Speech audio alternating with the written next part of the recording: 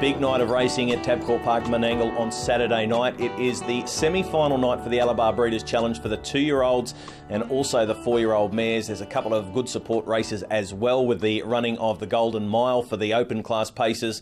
And we've got the 4-year-old race, the Mount Eden, being carried forward from last Saturday night after that meeting was called off because of the big wet. Let's have a look at the preview. We're going to start with the fillies heats first. They are races 4 and 5 on the program. And let's have a look at semi-final number 1. And the favourite here, we have Joyce's Desire at $2.20, $5.50 for both the Capria and also Might and Main. I'm going to tip on top number 5, Joyce's Desire. She's a very fast filly. She's been very impressive of late.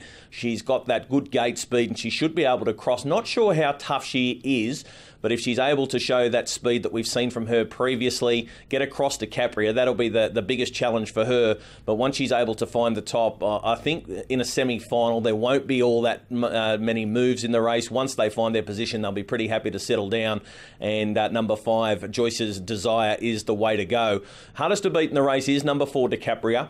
DiCapria is a filly that's got loads of ability, but she's still learning what it is to be a racehorse. She put in an absolute shocker at Bathurst a couple of runs ago, but she was good in winning a race at Tabcorp Park, Menangle when Chris Robinson drove her last time out. She still wanted to get up on the chewy a little bit, so I'm not too sure whether Chris Robinson would be happy to take the sit on Joyce's Desire, especially if he asks this filly to charge out of the gate. She's not the sort of filly that you can just put the brakes on and let one go, because she may over race. So the tactics in the early stages will be interesting for her. Outside of those two, I thought number 8, which is Rock and Roll Emma, she's got a good chance. She's a bit tougher than these two fillies, and there'd be no surprise to see Mick Formosa roll forward at the start. He'd be happy to sit up outside the leader and ensure that he does enough to qualify and get through to the final the following fortnight. And outside of those, I thought number 12, Might and Main. I've always been a fan of this filly. She does have ability. Tipped her to win the Bathurst Gold Tiara from a bad draw. Again, she's drawn the second row here. She's due for a good one. So if she can get through to the final, maybe she can come up with a good draw there. But number 12, Might and Main, for me, is the best of them. So numbers in the first of the semi-finals for the Alabar Breeders' Challenge, I've gone 5 on top to beat numbers 4, 8 and 12. Brings us to semi-final number 2 for the 2-year-old fillies, and having a look at the tab.com.au market. The favourite in this one is number 3, Don't Think Twice, at $2.10. Jason Grimson's filly missed a run at Menangle. Second pick in the race is High Rolling for Shane and Lauren Tritton, and I'm All Courage is in the market there at $5.50. So too is I'm With Lexi at $4.50.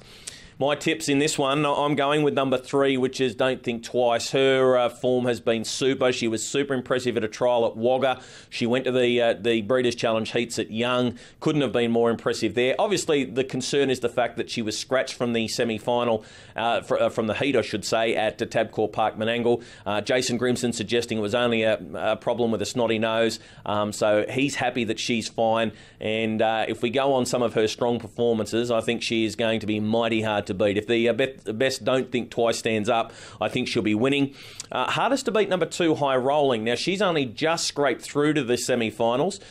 She was a little bit disappointing in her heat. I think they were expecting more of her on that occasion. She got an inside run. She wasn't able to explode through like we know. Shane Tritton is saying that the filly is still learning what it is to be a racehorse, wants to switch on and switch off in her races.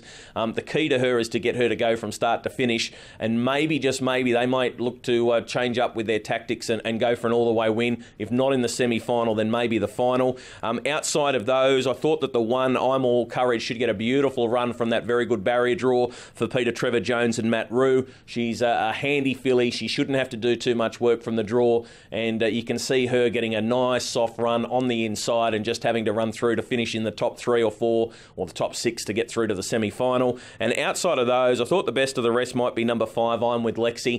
She was a heat winner going back 2 runs ago at Bathurst. She was beaten in her in another heat at Menangle. She gets through to the semi-final. The draw's not ideal. She'd like a little bit of cover, but she should get through to the final with a top 6 finish on Saturday night. So in the second of the 2-year-old fillies final, I'm going 3 on top to beat numbers 2, 1 and 5.